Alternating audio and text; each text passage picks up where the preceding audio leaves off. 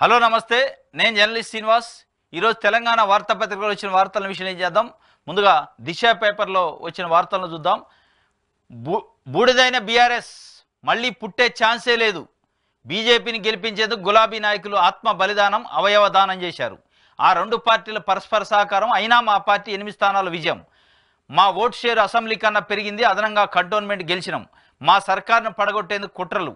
ఏపీలో ఏ ప్రభుత్వం ఏర్పడినా చతురత్వం ఉండదు. ఆంధ్రప్రదేశ్ ప్రత్యేక హోదా హామీకి కాంగ్రెస్ సపోర్ట్. ప్రమాణ స్వీకారానికి అక్కడ సీఎం ఆహ్వానిస్తే వెళ్తా. లోక్సభ గెలుపోవటములకు నాదే బాధ్యత. మీడియా సమావేశంలో సీఎం రేవంత్ రెడ్డి చెప్తుండు. బూడిదైందట బీఆర్ఎస్ పార్టీ, బూడిదైంది, అది మళ్ళీ గెలిచే అవకాశం లేదు, మళ్ళీ పుట్టే అవకాశం లేదు అని చెప్పి చెప్తుండు. ఇగో ఇదే ఉండొద్దు. చాలా పార్టీలు ఇట్లే అనుకున్నాయి. ఇక అయిపోయింది, ఆ పార్టీ అయిపోయింది, పతనమైందని. కానీ అనూహ్యంగా గెలిచిన పరిస్థితి ఇవాళ ఏపీలో మనం ప్రత్యక్షంగా చూస్తున్నాం. తెలుగుదేశం పార్టీ అయిపోయింది, తెలుగుదేశం పార్టీ పని అయిపోయింది అని చెప్పి 164 స్థానాలతో అఖండమైన మెజార్టీ సాధించి కేంద్ర ప్రభుత్వాన్ని కూడా శాసించే స్థాయికి ఇవాళ వచ్చింది ఆ పార్టీ.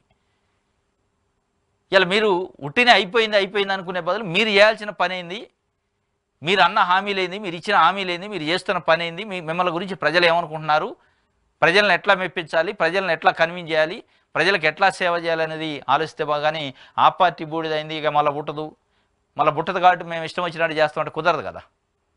అంటే బీఆర్ఎస్ పార్టీ బూడిదైపోయింది, ఇక బుట్టదు కాబట్టి మమ్మల్ని అడిగేటోడు లేడు, నాకు ఇష్టం వచ్చినట్టు చేస్తా అనే పద్ధతిలో సీఎం గారి మాటలు ఉన్నట్టు అనిపిస్తుంది. అది బూడిదైందా కాలేదా అనేది పక్కన పెడితే ప్రజలకి మీరు ఇచ్చిన హామీలు ఏంది, ప్రజలకు మీరు చేస్తున్నది ఏంది, ప్రజలకి మీ పైన ఉన్న విశ్వాసం ఏంది, ఆ విశ్వాసం తాలూకా వ్యవహారాలు బయటపడ్డాయి. మొన్న పార్లమెంట్ ఎన్నికల్లో మీకు ఇచ్చిన మద్దతు ఏందనేది, ఎందుకు 8 స్థానాలకు పరిమితం అయ్యారు కాంగ్రెస్ పార్టీ. సరే, వాళ్ళు బలిదానం చేసుకున్నారా, అవయవదానం చేశారా, మళ్ళీ బుట్టే ఛాన్స్లే ఆత్మ బలిదానం చేసుకున్నారట, అవయదానం చేసుకున్నారట బీఆర్ఎస్ పార్టీ సంబంధించిన వాళ్ళు బీజేపీ కోసం. మరి మీరేం చేశారు అనేది కూడా క్వశ్చన్ కదా. వాళ్ళు ఆత్మ బలిదానం చేసుకుంటూ వాళ్ళే ఆగమవుతారు, వాళ్ళు అవయవదానం చేసుకుంటూ వాళ్ళే ఆగమవుతారు.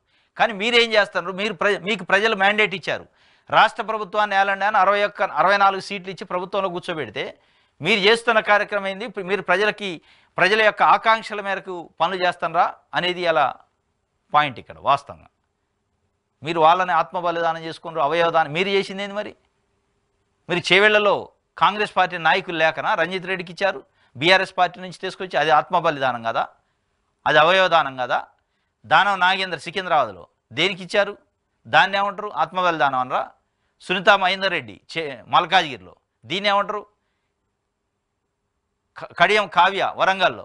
అంటే కాంగ్రెస్ పార్టీకి సంబంధించిన నాయకులు లేక, కాంగ్రెస్ పార్టీకి సంబంధించిన సమర్థులు లేరనే బీఆర్ఎస్ పార్టీలో గెలిచిన ఎమ్మెల్యేలు పట్టుకొచ్చి టికెట్లు ఇచ్చి, బీఆర్ఎస్ పార్టీలో ఉన్న ఎంపీలను తీసుకొచ్చి టికెట్లు ఇచ్చి, మీదేంది మరి ఆత్మ బలిదానం కదా. ఇవన్నీ చూసే ప్రజలు మీకు కర్రు కాల్చి వాత పెట్టారేమో అనుకుంటారు. ఇవాళ ప్రజలు చర్చించుకునేది 8 స్థానాలకు పరిమితం కావడానికి ప్రధాన కారణం ఏంటంటే మీ అభ్యర్థుల ఎంపికలో బయట పార్టీలను డంప్ చేసుకొని తీసుకురావడం. అప్పటిదాకా అదే పార్టీ పైన, అదే నాయకులకు ఆయన విమర్శలు చేసి చేవెళ్ల రంజిత్ రెడ్డి లాంటి వాడిని కోడిగుడ్లు అమ్ముకుంటాడు అన్నాడు ఇదే ముఖ్యమంత్రి గారు రేవంత్ రెడ్డి. ఆయన తీసుకొచ్చి ఎంపీ టికెట్ ఇచ్చినావు అంటే ప్రజలు ఏం అర్థం చేసుకోవాలా? అంటే నువ్వు నంది అంటే నంది, పంది అంటే పంది మేము అర్థం చేసుకోవాలని ప్రజలు కర్రు కాల్చి వాత పెట్టారు చేవెళ్ళలో. మీ క్యాండిడేట్ సెలక్షనే విఫలమైంది. మీరు చేసింది ఆత్మ బలిదానం, మీరు చేసింది అవయవదానం, మీరు చేసింది టికెట్ల దానం అని కూడా అనుకోవాలి కదా. మిమ్మల్ని మీరు ఆత్మవిమర్శ చేసుకోకుండా, సరే బీఆర్ఎస్ పార్టీ ఆత్మ బలిదానం చేసుకుందా, అవయవదానం చేసుకుంటూ వాళ్ళు పతనం అవుతారు. కానీ మీరు టికెట్ల విషయంలో అదే చేశారు. ఆ పొరపాటు జరగకుండా చూసుకోవాలి. మా ఓటు షేర్ అసెంబ్లీ కన్నా పెరిగింది కానీ సీట్లు పెరగలేదు కదా. 8 సీట్లు వచ్చినాయి. ఒక్కొక్క ఎంపీకి 7 అసెంబ్లీ సీట్లు ఉంటాయి. 8 ఏళ్ళు 56 సీట్లకు పరిమితం అయ్యారు. మీరు అసెంబ్లీలో మీరు గెలిచింది 64 సీట్లు, ఇంకా తగ్గినాయి మీకు.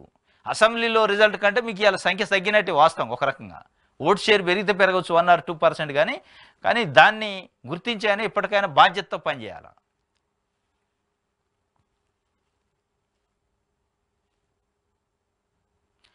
టీటీడీపీపై చంద్రబాబు ఫోకస్. రాష్ట్ర వ్యాప్తంగా పార్టీ పునర్నిర్మాణంపై దృష్టి. ఏపీలో ప్రభుత్వ ఏర్పాటు తర్వాత ఇక్కడ రివ్యూ. యూత్కు స్టేట్ చీఫ్ బాధ్యతలు, అనుబంధ కమిటీల నియామకం, స్థానిక ఎన్నికల్లో పోటీకి సమాయత్తం, బీఆర్ఎస్ స్థానం భర్తీ చేసేలా ప్లాను.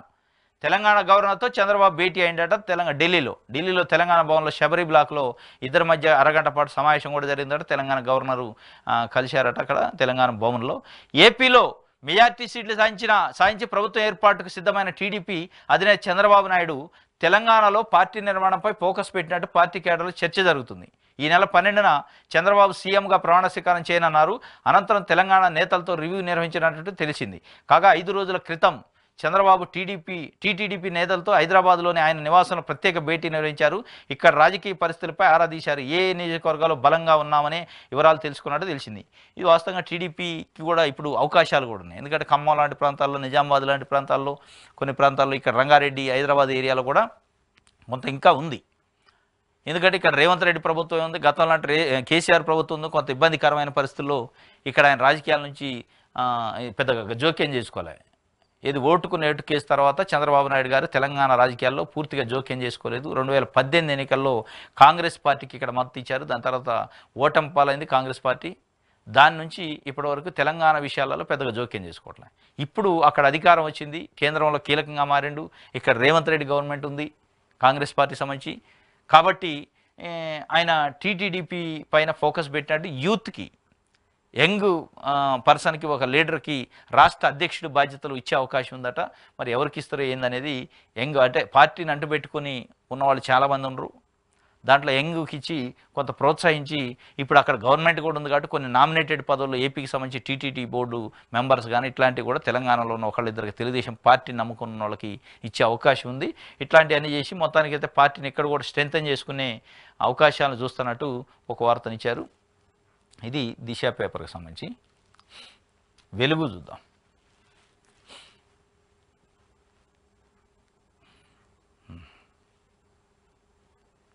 సంకీర్ణ సర్కారుకు మోదీ రెడీ, ఎన్డీఏ నేతగా ఏకగ్రీవంగా ఎన్నిక. ఈ నెల 8న ప్రధానిగా ప్రమాణ స్వీకారం. మోదీ నివాసంలో కూటమి నేతల భేటీ. చంద్రబాబు, పవన్ కళ్యాణ్, నితీష్ సహా మిత్రపక్షాల నేతల హాజరు. రాష్ట్రపతి ముర్ముకు రాజీనామా సమర్పించిన ప్రధాని. ప్రస్తుతం 17వ లోక్సభ రద్దు, ప్రభుత్వ ఏర్పాటుకు ఆహ్వానించాలంటూ రేపు రాష్ట్రపతిని కలవనున్న ఎన్డీఏ నేతలు.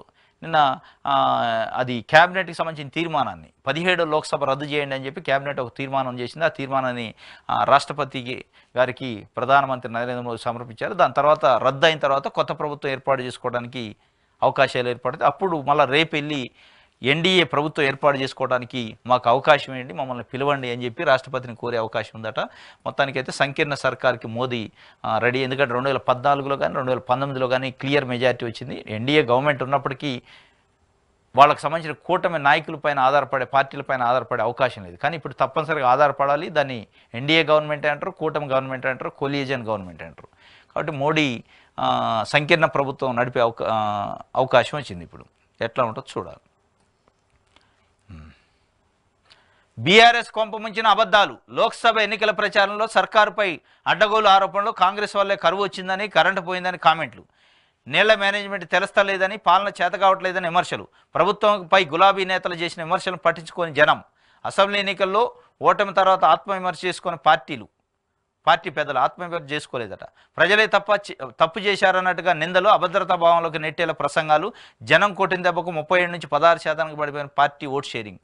ఇది బీఆర్ఎస్ కొంపముంచినేట అబద్ధాలు. అంటే అబద్ధాలు. ఈ 5 నెలల కాలంలో కాంగ్రెస్ పార్టీ ప్రభుత్వమే కాంగ్రెస్ వచ్చింది, కరువు వచ్చింది, కాంగ్రెస్ వచ్చింది, కరెంటు పోయింది, కాంగ్రెస్ వచ్చింది, కృష్ణా నీళ్లను మేనేజ్ చేయలేకపోయారు. ఇట్లాంటి వ్యాఖ్యలు వాస్తవంగా కేసీఆర్ చేశారు. దానివల్లనే కొంపముంచింది అంటున్నారు. ఏది లోక్సభ ఎన్నికల రిజల్ట్. కానీ అదొకటే కారణం కాదు.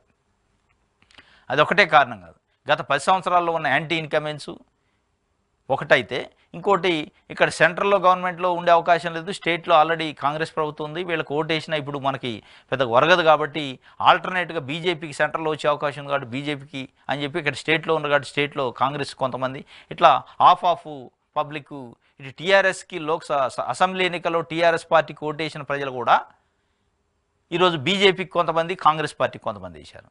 ఎందుకంటే అనివార్యం.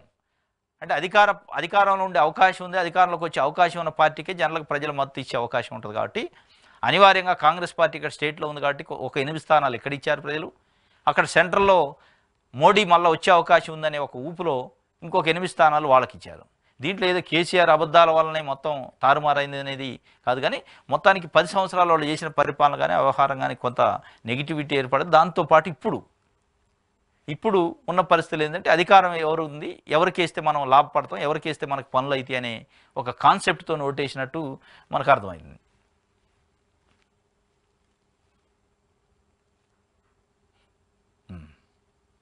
ఇది ఒక వార్త. సాక్షి చూద్దాం. ఎన్డీఏ నేతగా మోదీ, ఏకగ్రీవంగా ఎన్నుకున్న నేతలు మోదీ సారథ్యంపై ప్రశంసలు, కూటమి తొలి భేటీలో తీర్మానం, వీలైనంత త్వరగా ప్రభుత్వం ఏర్పాటు చేయాలి అని చెప్పి ఎన్డీఏ నేతగా నిన్న మోడీ ప్రధానమంత్రి అభ్యర్థిగా ఎంపిక చేయబడ్డారు. దానికి సంబంధించిన ఒక వార్త. బీఆర్ఎస్ ఓట్లు బీజేపీకి బదిలీ. అసెంబ్లీ ఎన్నికల్లో 37.5% ఓట్లు తెచ్చుకున్న బీఆర్ఎస్ ఇప్పుడు 16% పడిపోయింది. 22% బీఆర్ఎస్ ఓట్లు బీజేపీకి బదిలీ చేశారు. లోక్సభ ఫలితాలపై సీఎం రేవంత్ రెడ్డి వ్యాఖ్యలు. బీజేపీని గెలిపించేందుకు బీఆర్ఎస్ నేతలు అవయవదానం చేశారు. బీజేపీ గెలిచిన 8 స్థానాల్లో బీఆర్ఎస్కి 7 చోట్ల డిపాజిట్ కోల్పోయింది. మా పాలనను మెచ్చుకున్న ప్రజలు ఓట్లు సీట్లను పెంచి ఆశీర్వదించారు. మేము అభిమానులు ఆశించిన స్థాయిలో మాత్రం ఫలితాలు లేవు. వాస్తవం, ఇదైతే ఒప్పుకోను. పార్టీ అభిమానులు ఆశించిన స్థాయిలో అయితే ఫలితాలు రాలేదు. దానికి కారణం బీఆర్ఎస్ పార్టీ ఓట్లు బీజేపీ బదిలీ అనట. ఇది కొంత మీ ఫెయిల్యూర్ కూడా. కాంగ్రెస్ పార్టీ ప్రభుత్వం వచ్చి 6 నెలలుగా వస్తుంది. మీరు మాట్లాడే విధానం, మీరు మాట్లాడే భాష, మీరు మాట్లాడే ఎత్తుగడలు, మీరు చేస్తున్న కామెంట్లు, మీరు చేస్తున్న పనులు కూడా ప్రజలు నమ్మకపోవచ్చు. బీఆర్ఎస్కి సంబంధించిన ఓట్లు 22% బీజేపీకి పోయినాయి అంటే కాంగ్రెస్కి ఎందుకు రాలేదు? ఎందుకు నమ్మలే కాంగ్రెస్ని ప్రజలు? అది బీఆర్ఎస్ అంటే ఏమైనా బ్యానర్ ముద్ర వేసి ఉంటాయా బీఆర్ఎస్ ఓట్లేని? బీఆర్ఎస్కి 37% ఓటింగ్ వచ్చింది అసెంబ్లీ ఎన్నికల్లో. దానికి సంబంధించి అన్ని రకాల వర్గాల ప్రజలు ఉన్నారు. అందులో రైతులు ఉన్నారు, మహిళలు ఉన్నారు, ఉద్యోగులు ఉన్నారు, రకరకాల నిరుద్యోగులు ఉన్నారు, అన్ని రకాలు ఉంటారు. ఎస్సీ ఎస్టీ బీసీలు ఉంటారు. ఈ వర్గాలకు సంబంధించిన ఓట్లని అటు బీఆర్ఎస్ ఇక్కడ అధికారంలో లేదు, కేంద్రంలో కూడా అధికారం షేర్ చేసుకునే అవకాశం లేదు కాబట్టి వేయలే ఓట్లు. కానీ ఆ ఓట్లను మీరు ఎందుకు క్యాచ్ చేసుకోలేకపోయారు? పదే బీజేపీకి పోయినాయి, బీజేపీ బదిలీ అని. బీజేపీని ఎందుకు నమ్మారు, మిమ్మల్ని ఎందుకు నమ్మలే? అది మీ ఫెయిల్యూరే కదా. నిజంగానే మీకు కూడా సామర్థ్యం ఉంటే మిమ్మల్ని ప్రజలు నమ్మితే ఆ 8 స్థానాల్లో, బీజేపీ గెలిచిన 8 స్థానాల్లో కూడా బీఆర్ఎస్ సంబంధించిన ఓట్లు నిజంగా మీరు బీఆర్ఎస్ ఓట్లు ట్రాన్స్ఫర్ అయినాయి అంటున్నారు, అయ్యే ఉంటాయి. కొన్ని కాంగ్రెస్కి కూడా అయినాయి. ఎందుకంటే మెజార్టీ ప్రజలు కాంగ్రెస్ పార్టీని నమ్మలే. బీఆర్ఎస్ పార్టీకి అసెంబ్లీలో ఓటేసిన ప్రజలు ఇవాళ బీజేపీ వైపు ఎక్కువ శాతం మళ్ళారు. ఎందుకు? కాంగ్రెస్ పార్టీని పూర్తిగా విశ్వసించలే. బీఆర్ఎస్ విధానంలో కొంతమంది న్యూట్రల్ పబ్లిక్ కూడా బీఆర్ఎస్ ఏదో 10 సంవత్సరాలు చేసింది, వాళ్ళ మీద వ్యతిరేకతతో ఏం గెలిపించినా ఏందో చూసినా అదే ఉంది, పోయినోడు అంతే ఉండు, ఉన్నోడు అంతే ఉండు కథ. కాబట్టి ఆల్టర్నేట్గా బీజేపీని చూద్దామని ఒక వాతావరణాన్ని క్రియేట్ చేసింది. వాతావరణం రావటానికి కారణమైంది మీ వ్యవహార శైలి, మీరు చేస్తున్న పనులు, మీరు చేస్తున్న కామెంట్లు కాదు. మీరు ఉట్టిగానే బీఆర్ఎస్ ఓట్లు బీజేపీ బదిలీ అని అంత సింపుల్గా ఒక ముఖ్యమంత్రి హోదాలో ఉండి తప్పించుకునే ప్రయత్నం, బాధ్యత లేకుండా మాట్లాడితే అది కాదు రాజకీయంగా. కానీ ఇటు నుంచి కూడా వస్తుంది, మీ వైపు నుంచి కూడా నెగిటివిటీ వస్తుంది. ఎందుకు? బీఆర్ఎస్ ఓట్లు బీజేపీకి ట్రాన్స్ఫర్ అవుతున్నా మీరేం చేశారు? మీ వైపు ఎందుకు మళ్ళించుకోలేకపోయారు? మీరు ఎందుకు ప్రజలను కన్విన్స్ చేయలేకపోయారు? జిహెచ్ఎంసీ లాంటి దగ్గర హైదరాబాద్ చుట్టుపక్కల ప్రాంతాలలో మెజార్టీ సీట్లు 15కి 15 స్థానాలు బీఆర్ఎస్ గెలిచింది పోయినసారి. అఖండమైన మెజార్టీ, ఒకవేళ 70,000 80,000 మెజార్టీతోని. కుక్కట్పల్లి, కుత్బులాపూర్ అయితే 80,000 70,000 మెజార్టీతో గెలిచారు. ఆ ఓట్లన్నీ పోయి ఇవాళ బీజేపీకి పడ్డాయి. పడుతుంటే ఇక్కడ మీరు ఎందుకు వాటిని క్లెయిమ్ చేసుకోలేకపోయారు? ఈవెన్ మల్కాజ్గిరిలో ముఖ్యమంత్రి గారు మొన్నటి వరకు ఎంపీగా ఉన్న నియోజకవర్గంలో కూడా మీరు క్లెయిమ్ చేసుకోలేకపోయారు. మీ అసమర్థత కాదా? మీ పైన నెగిటివ్ రాదా అది? కాబట్టి ఇప్పటికైనా మీరు కరెక్షన్ చేసుకోవాలి, ఇప్పటికైనా మీరు సమీక్ష చేసుకోవాలి. ఎందుకు తగ్గినాయి? మనం పదే బీఆర్ఎస్ మీద వేసే బదులు బీఆర్ఎస్ వాళ్ళు బీజేపీకి వేసారు కాబట్టి సింపుల్గా తప్పించుకునేది కాకుండా మన వైపు నుంచి ఎందుకు ప్రజలు మమ్మల్ని ఆదరించట్లేదు, మన ఎందుకు దగ్గర తీసుకోవట్లేదు, మన ఎందుకు నమ్మట్లేదు అనేది కూడా ఒక ఆలోచన చేసుకుంటే మంచిగా ఉంటుంది. ఇది సాక్షికి సంబంధించి. నమస్తే తెలంగాణలో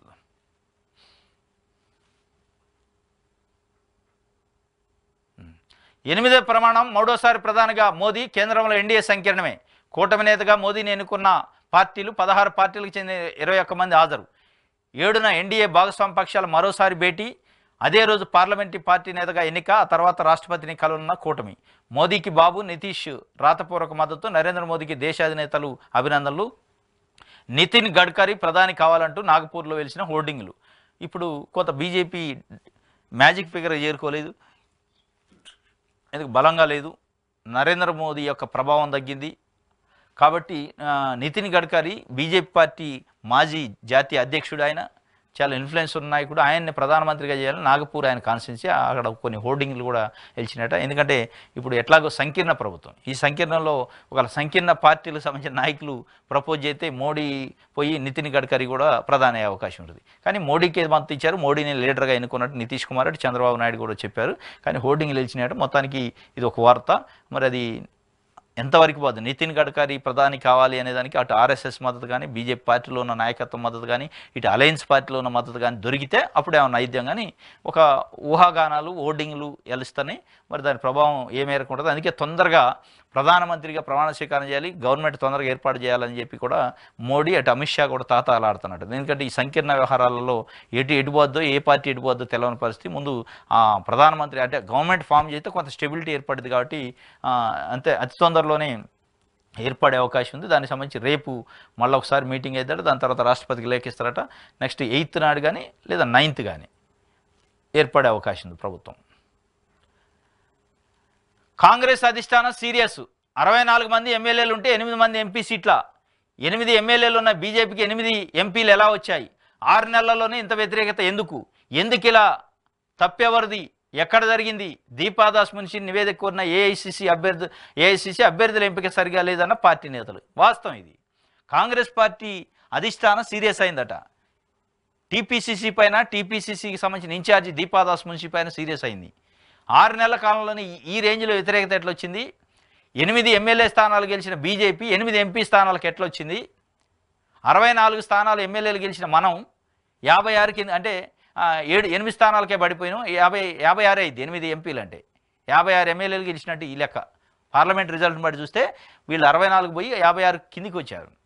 ఎందుకు వచ్చింది? ఒక ప్రభుత్వంలో ఉండి కొత్తగా వచ్చిన ప్రభుత్వం ఈ రేంజ్లో 6 నెలల్లోనే వ్యతిరేకత ఎందుకు వచ్చింది? ఒక రిపోర్ట్ సబ్మిట్ చేయండి అని దీపాదాస్ మున్షిని ఏఐసిసి అడిగిందట. మరి ఏం చేస్తారో చూడాలి. మొత్తానికైతే ప్రభుత్వం మీద అంత మంచిగా లేనట్టే అనిపిస్తుంది. ప్రభుత్వం పైన పాజిటివ్ దృక్పథం లేదు. కొంతమంది ముఖ్యమంత్రి గారి వ్యవహార శైలి పైన కూడా కొంత ఇబ్బందికరమైన పరిస్థితి ఉంది. రాజకీయంగా నెగిటివిటీ ఏర్పడే అవకాశాలు ఉన్నట్టే అనిపిస్తుంది. ఇంకో అభ్యర్థుల ఎంపిక సరిగా జరగలేదని చెప్తున్నారు. కాంగ్రెస్ పార్టీలో ఉన్న కొంతమంది సీనియర్ నాయకులు అభ్యర్థుల ఎంపిక సరిగా జరగలేదు అని చెప్తున్నారు. వాస్తవం కూడా అది. మల్కాజ్గిరి కానీ, సికింద్రాబాద్ కానీ, చేవెళ్ళ కానీ, వరంగల్ కానీ ఇట్లాంటి విషయాల్లో అభ్యర్థుల విషయంలో బీఆర్ఎస్ పార్టీ నుంచి డంప్ చేసి తీసుకొచ్చి అప్పటికప్పుడు ఇచ్చారు. అది కొంత కాంగ్రెస్ పార్టీ కేడర్లో కూడా వ్యతిరేకించింది. అభ్యర్థుల ఎంపిక సరిగా జరగకపోవడం వల్లనే చేవెళ్ళ, మల్కాజ్గిరి, సికింద్రాబాద్, కరీంనగర్లో పార్టీ ఓడిపోయిందని ఒకరిద్దరు నాయకులు అధిష్టానం దృష్టికి తీసుకెళ్లినట్టు సమాచారం.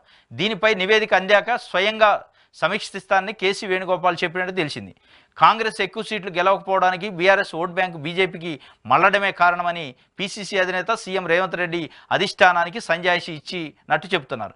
కాంగ్రెస్కి అసెంబ్లీ ఎన్నికల కంటే పార్లమెంట్ ఎన్నికల్లో ఓట్లు పెరిగినప్పటికీ బీఆర్ఎస్ ఓట్ బ్యాంకు బీజేపీకి పడటం వల్లనే ఆశించిన ఫలితాలు సాధించలేకపోయామని ఆయన వివరించినట్టు సమాచారం.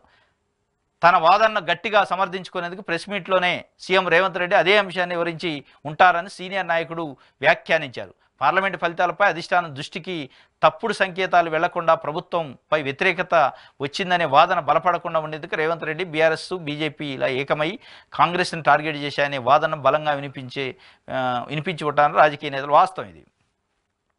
ఇలా వాస్తవంగా 8 సీట్లు కాంగ్రెస్ పరిమితం అయింది. 14 సీట్లు వచ్చి ఉంటే ఇలా అక్కడ చాలా కీన్ అబ్జర్వేషన్ చేస్తే చాలా దగ్గరలో ఉన్నాయి. ఇటు ఇండియా కూటమి, ఎన్డీఏ కూటమి. ప్రతి సీటు ముఖ్యమే, ప్రతి ఎంపీ సీటు కూడా ముఖ్యమే. ఇక్కడ వాస్తవంగా వాళ్ళు ఎక్స్పెక్ట్ చేశారు 12 నుంచి 14 వస్తాయని. కర్ణాటకలో అదే పరిస్థితి, రూలింగ్లో ఉంది కాబట్టి. ఇక్కడనే అనుకున్న దానికంటే తక్కువ వస్తే ఎందుకు వచ్చినాయి అనేది పెద్ద ప్రశ్న. దానికి ప్రధానంగా అభ్యర్థుల ఎంపిక కూడా ఒక కారణం అని కూడా కాంగ్రెస్ సంబంధించిన సీనియర్ నాయకులు కూడా చెప్పారట అధిష్టానానికి. మనం అనుకున్నది చేవెళ్ళ కానీ, సికింద్రాబాద్ కానీ, మల్కాజ్గిరి కానీ, ఇటు వరంగల్ కానీ, కరీంనగర్ కానీ అప్పటికప్పుడు డంపు చేసి పట్టుకొచ్చారు. లేదంటే ఇంకో 3-4 సీట్లు గెలిచి ఉండాలి అనేది వాళ్ళ వాదన. ఇక దాన్ని కప్పించుకోవడానికి రేవంత్ రెడ్డి గారు ఏం చెబుతున్నారు? ప్రెస్ మీట్ పెట్టి లేదు బీఆర్ఎస్, బీజేపీ ఒకటని కొల్లుడని వాళ్ళు కుమ్మక్కయ్యారు కాబట్టి వాళ్ళు కుమ్మక్కయితే మనం ఓడిపోవడం అనేది కాదు సమస్య. మనకి ఎందుకు రాలే? బీఆర్ఎస్ నుంచి కాంగ్రెస్కి ఎందుకు రాలే? బీజేపీకి ఎందుకు పోయినాయి? అంటే కేసీఆర్ బీఆర్ఎస్ పార్టీకి సంబంధించి అంతమంది అంటే ఒక 8 స్థానాలలో బీజేపీ పార్టీ నాయకులు గెలిపించే అంత సత్తే ఉంటే ఆయనే గెలిపించుకుంటాడు కదా. నిజంగానే ఆయన బీజేపీని ఎందుకు గెలిపించాలా? ఆయనే గెలిపించుకుంటాడు 8 స్థానాలు. ఆయనకు అంత క్యాడర్ ఉండే, అంత బలం ఉండే, అంత శక్తి ఉంటే ఆయనే గెలిపించుకొని ఇలా కేంద్రంలో కీలకమైన పాత్ర ఉండేటోడు కదా. 8 ఎంపీలు అంటే ఇలా చంద్రబాబు నాయుడు గారు, నితీష్ కుమార్కి ఏ రకంగా ప్రాధాన్యత ఉందో, అది ఏ కూటమి, ఇండియా కూటమి, ఎన్డీఏ కూటమి, ఏదో ఒక కూటమిలో ఆయన కీలకమైన రోల్ ఉంటాడు. ఇలా ఏడు అధికారం పోయినది కాడ అధికారంలో చక్రం తిప్పేటోడుగా ఢిల్లీలో. అవకాశాన్ని ఎందుకు కోరుకుంటారు? సింపుల్గా మీరు బీఆర్ఎస్ వాళ్ళు బీజేపీకి వేశారు కాబట్టి మేము ఓడిపోయినాం అనే ఒక దాటవేద ధోరణి తప్ప దాంట్లో లాజిక్ లేదు. బీఆర్ఎస్ వాళ్ళు బీజేపీకి వేస్తే బీఆర్ఎస్ పార్టీ మొత్తం కలిసి బీజేపీలో ఉన్న 8 మందిని గెలిపించగలిగే సత్తా ఉన్నప్పుడు వీళ్ళే ఒక 8 స్థానాలు గెలుతారు కదా. బీఆర్ఎస్ఏ గెలిచి అక్కడ కేంద్రంలో చక్రం తిప్పేటోళ్ళు కదా. దీనికి కూడా రేవంత్ రెడ్డి ఆలోచించుకోవాలి. కాబట్టి అధిష్టానం సీరియస్ అయిందంటే దానికి ఏదో ఒక రకంగా చెప్పే ప్రయత్నం అయితే చేస్తాడు. ఇది నమస్తే తెలంగాణకు సంబంధించి. ఆంధ్రజ్యోతి చూద్దాం. వేచి చూస్తాం, బీజేపీ పాలన వద్దని దేశ ప్రజలు తీర్పిచ్చారు, వారి ఆకాంక్షను నెరవేర్చడానికి ప్రయత్నిస్తాం. మోదీకి నైతికంగా ఘోర పరాభవం, బీజేపీ ఫాసిస్టు పాలనపై పోరాటాన్ని కొనసాగిస్తాం, భావసారూప్య పార్టీలను ఆహ్వానిస్తున్నాం. కాంగ్రెస్ అధ్యక్షుడు మల్లికార్జున్ ఖర్గే ఆయన నివాసంలో ఇండియా కూటమి నేతల సమావేశం, భవిష్యత్తు కార్యాచరణపై చర్చ. ఇది మొత్తానికి ఇండియా కూటమికి సంబంధించిన పార్టీ నాయకులు నిన్న ఢిల్లీలో మల్లికార్జున్ ఖర్గే నివాసంలో, ఏఐసిసి అధ్యక్షుడు మల్లికార్జున్ ఖర్గే నివాసంలో సమావేశమయ్యారు అన్ని పార్టీలకు సంబంధించిన నాయకులు. దాంట్లో ఒక మమతా బెనర్జీ రానట్టుంది. మమతా బెనర్జీ ప్లస్ ఉద్ధవ్ ఠాకరే ఇద్దరు డుమా గైరాజరయ్యారట. మిగతా పార్టీ నాయకులు వచ్చారు. ఇది వేచి చూస్తాం అంటే ప్రభుత్వం ఏర్పాటు చేసే విషయంలో, కేంద్రంలో ప్రభుత్వం ఏర్పాటు చేసే విషయంలో వెయిట్ అండ్ సీ పాలసీ పాటిస్తాం. సరైన టైంలో సరైన సమయంలో సరైన నిర్ణయం తీసుకుంటాం. కానీ మోదీకి చెంపపెట్టింది, మోడీని తిరస్కరించారు దేశ ప్రజలు. మోదీకి ఇది నైతికంగా ఘోర పరాజయం. బీజేపీ ఫాసిస్ట్ విధానాలపైన ఇదే స్థాయిలో మేము ఉద్యమం చేస్తాం, ఇదే స్థాయిలో పోరాటం చేస్తాం, కలిసి రండి అని చెప్పి కూడా మిగతా రాజకీయ పార్టీలను కూడా అడుగుతున్నారు. ఇండియా కూటమి వైపు కలిసి రండి, మోడీకి ఇది పరాభవం, మోడీని ప్రజలు తిరస్కరించారు, ఆయన్ని గవర్నమెంట్లోకి తీసుకొచ్చే ప్రయత్నం చేయొద్దు అని చెప్పారు. వస్తేనే ఏర్పాటు చేస్తారు, లేదంటే వేచి చూసే అవకాశం ఉందట. అది 1 ఇయరా 2 ఇయర్స్కా దేశంలో జరిగే రాజకీయ పరిణామాలను బట్టి అప్పుడు మళ్ళీ చూసుకుంటారు. వెయిట్ అండ్ సీ పాలసీ పాటిస్తారట. మొత్తానికైతే కాంగ్రెస్ పార్టీకి సంబంధించి నేను జరిగిన ఇండియా కూటమిలో నిన్న మొన్న అయితే ఒక చర్చ. అంటే ఇండియా కూటమికి నితీష్ కుమార్, ఇటు చంద్రబాబు నాయుడు మద్దతు ఇస్తే గవర్నమెంట్ మోడీ పడిపోయి కొత్త ప్రభుత్వం వస్తుంది అనే ఒక చర్చ జరిగింది. దానికి ఫుల్ స్టాప్ పెడితే చంద్రబాబు నాయుడు, నితీష్ కుమార్ రాతపూర్వకమైన హామీ నరేంద్ర మోడీకి ఇచ్చారు, మీకే మద్దతు ఇస్తామని. కాబట్టి అక్కడ ఫుల్ స్టాప్ పడింది. అందుకే వీళ్ళు వెయిట్ అండ్ సీ చూస్తాం, సరైన సమయంలో సరైన నిర్ణయం తీసుకుంటాం అని చెప్పి ఒక తీర్మానం చేసుకున్నాం. ఆ సరైన సమయం వచ్చినప్పుడు సరైన నిర్ణయం తీసుకుంటాం అన్నట్టు. అప్పటి వరకు మోడీయే ప్రభుత్వంలో ఉండే అవకాశం ఉంది. అది ఎన్ని రోజులు నడుస్తుంది ఏందని చూడాలి. ఈ సంకీర్ణం అనేది ఎంత మంచిగా నడుస్తుంది, ఎన్ని రోజులు నడుస్తుంది అనేది ఈ సంకీర్ణంలో ఉన్న భాగస్వామ్య పక్షాలపైన అవగాహన, వాళ్ళకున్న ఎజెండా, ఈ అన్నిటిపైన ఆధారపడి అప్పుడు వాళ్ళు లైన్లోకి వస్తారు. అక్కడ ఏమైనా లుకలుకలు స్టార్ట్ అయితే అప్పుడు ఇండియా కూటమి లైన్లోకి వస్తుంది. ఇండియా కూటమిని గవర్నమెంట్ ఫామ్ చేయడానికి వచ్చే అవకాశం ఉంది. బీఆర్ఎస్ ఎమ్మెల్యేలు ఆత్మ ప్రబోధానుసారం నడుచుకోండి, బీజేపీతో కేసీఆర్ బేరసారాలు మీ ఆత్మగౌరవాన్ని తాకట్టు పెట్టి ఓట్లు బదలాయించారు. అందుకే బీజేపీ గెలిచిన 7 స్థానాల్లో బీఆర్ఎస్ అభ్యర్థులకు డిపాజిట్ దక్కలేదు. కేసీఆర్ ఉన్నంతకాలం కుట్రలు కుతంత్రాలు, ఎన్నికల ఫలితాలను ఉగాది పచ్చడిలా స్వీకరిస్తా, ఏపీతో సమస్యలను పరిష్కరించడం. మోదీని ప్రజలు తిరస్కరించారు, ఆయన మళ్ళీ ప్రధాని పదవి చేపట్టకూడదు. సీఎం రేవంత్ రెడ్డి మోదీని ప్రజలు తిరస్కరించారా, ఆయన మళ్ళీ ప్రధాని పదవి చేపట్టకూడదు అని చెప్పి ఏపీతో సమస్యలు పరిశీలించడం. ఎన్నికల ఫలితాలు ఉగాది పచ్చడిలా అంటే కొంత తీపి, కొంత పులుపు, కొంత ఉప్పు, కొంత రకరకాలుగా మిక్స్డ్గా ఉందని చెప్తుండు. ఇంకోటి బీజేపీతో కేసీఆర్ బేరసారాలు చేసిండు కాబట్టి మీ ఆత్మ ప్రబోధానుసారం నడుచుకోండి, మీ ఆత్మ గౌరవాన్ని తాకట్టు పెట్టి ఆయన ఓట్లు బదలాయించిండు అంటుండు. ఇది మనం అనుకున్నట్టే ఆయన ఓట్లు బదలాయించే శక్తి నిజంగానే బీఆర్ఎస్ నుంచి బీజేపీలోకి ఓట్లు బదలాయించి బీజేపీని గెలిపించే సత్తా ఉంటే ఆయనే గెలుస్తాడు. వాస్తవం ఒక లాజిక్ మనం ఆలోచిస్తే నిజంగానే బీఆర్ఎస్కి శక్తి ఉండి కేసీఆర్కి ఆ శక్తే ఉంటే బీఆర్ఎస్ అభ్యర్థులను గెలిపించుకుంటాడు కదా. బీజేపీని గెలిపిస్తే ఏమవుతుంది? బీఆర్ఎస్ అభ్యర్థులను గెలిపించి ఇలా ఏది మ్యాజిక్ ఫిగర్ లేదు అక్కడ. మ్యాజిక్ ఫిగర్ లేనప్పుడు ఈ ఫిగర్ని అడ్డం పెట్టుకొని ఆయన ఏదైనా చేయొచ్చు. వాస్తవంగా ఈ 7-8 ఎంపీ స్థానాలను అడ్డం పెట్టుకొని మోడీ మెడలో ఉంచుతాడు, మోడీని దారిలోకి తీసుకుంటాడు, లేదా కాంగ్రెస్ పార్టీని దారిలోకి తీసుకుంటాడు. అవకాశం ఉండి ఆ శక్తి ఉంటే నిజంగానే ఈయనే గెలుస్తారు కదా. సింపుల్గా మీరు ఆత్మ ప్రబోధానుసారం నడుచుకోండి, తాకట్టు పెట్టిండు ఇది అని చెప్పే బదులు మీరు ప్రభుత్వంలో మీకు పాత్ర ఇచ్చారు కాబట్టి మీరు చేయాల్సిన పని చేస్తే మంచిగా ఉంటుంది. ఇది ఒక వార్త ఆంధ్రజ్యోతికి సంబంధించి. ఈనాడు చూద్దాం.